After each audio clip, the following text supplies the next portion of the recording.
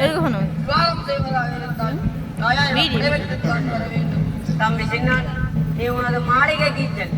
நான் தாயாரிடம் செல்கிறேன். நான் எந்த நேரம் அழைத்தாலும் அந்த நேரம் வந்து உதவி செய்ய வேண்டும்.